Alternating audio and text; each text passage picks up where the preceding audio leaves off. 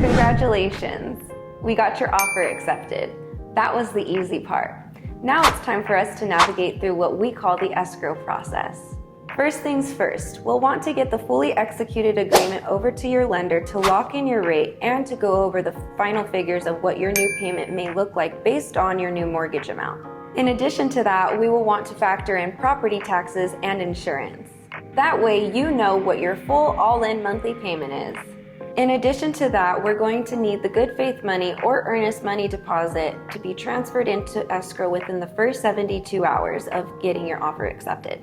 Remember, that's generally 3% of the purchase price that we went over together when initially submitting your offer. Again, that needs to be wire transferred from your bank over to the escrow company within the first 72 hours. In addition to that, I'm going to supply you with a couple of home inspectors that we generally use. Or, if you have your own home inspector that you would like to use, we could go ahead and move forward with them. We want to knock this out within the first 5 to 7 days.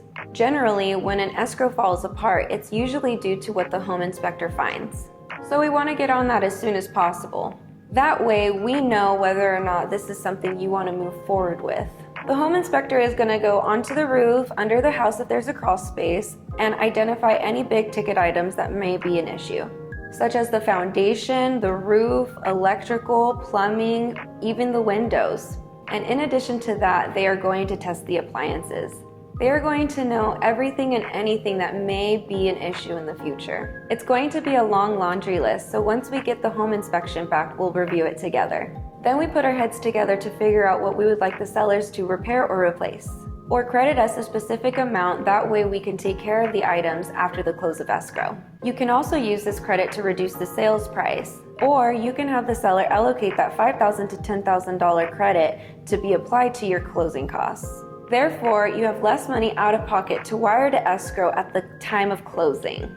In addition, at the home inspection, I would like to go over the seller disclosures. We can either sit at a table or we can go over this via Zoom. But these are the documents that are required by the seller to fill out by law. The two documents that I specifically want to see is the seller's property questionnaire and the TDS, which is the transfer disclosure statement. These are the two documents that the sellers have to disclose anything and everything of material fact that you as a buyer would want to know. For example, is it near an airport or in an airport flight path?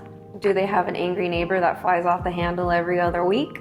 Or does the window in the front bedroom not open? So anything that's not operable or there is a challenge with, the seller should disclose that. I want to know about that so that way we can make our home inspector aware of those things.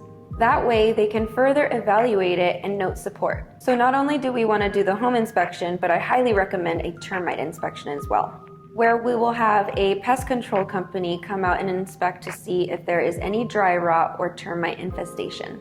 So if they find droppings in more than 3 locations on the perimeter of the home, they may recommend fumigation. This is negotiable, either a buyer's expense or a seller's expense. The other inspection that I highly encourage you to perform is the main drain outline. This is where they inspect from the house to the public sewer system. It's a small galvanized pipe, and over time, the pipe starts to close up. There are also tree roots that tend to go through these pipes as well.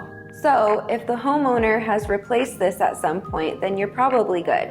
And if they haven't, these are the main lines that can potentially back up into the house, and that's what we want to avoid. This inspection costs about $250. They're going to put a camera down that pipe to make sure that it's free and clear, and that there are no further challenges that we should be concerned with. In the next video, I'll go over what questions we will ask if we do find problems with the home, what rights do we have, and the list of requests for repairs. I'll get into detail on the next video. Thank you.